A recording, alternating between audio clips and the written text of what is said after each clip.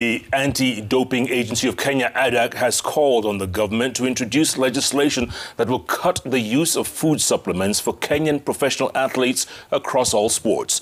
Even though supplements are not banned in sports, ADAK is concerned that the use of these supplements has contributed to a significant number of athletes being banned for having prohibited substances in their body that are ingested in contaminated food supplements. This is expected to elicit a lot of reactions from Kenyan athletes, most of whom are on food supplements. Now, the supplement intake topic is one of the topics that was tackled by ADAK in a two-day training workshop for sports journalists from across the country.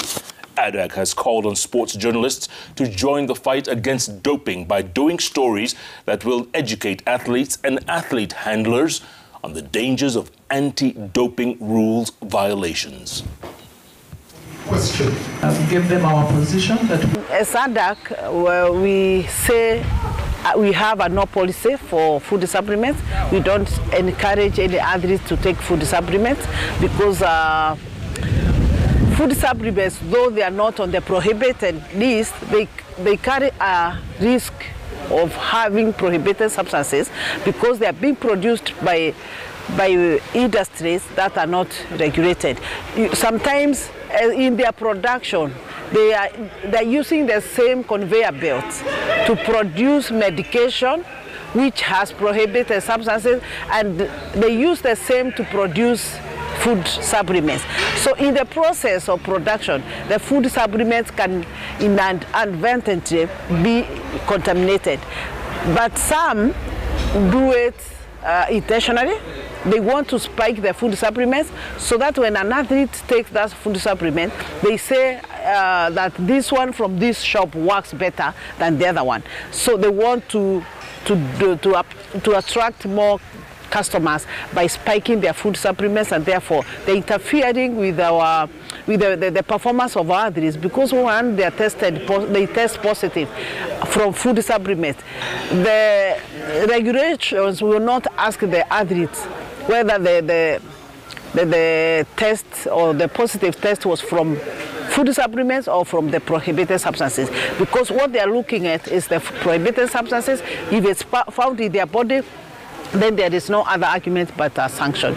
So we are saying no to our athletes from taking food supplements, and this is for their own good.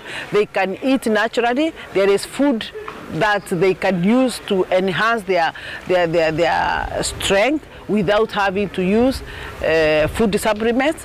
If they eat well, they can have the same strength that they are looking for from food supplements. Let them not look for shortcuts, because food supplements is a shortcut to them doing the right thing. They need to eat well, they need to train well, they need to have rest, but not go for shortcuts.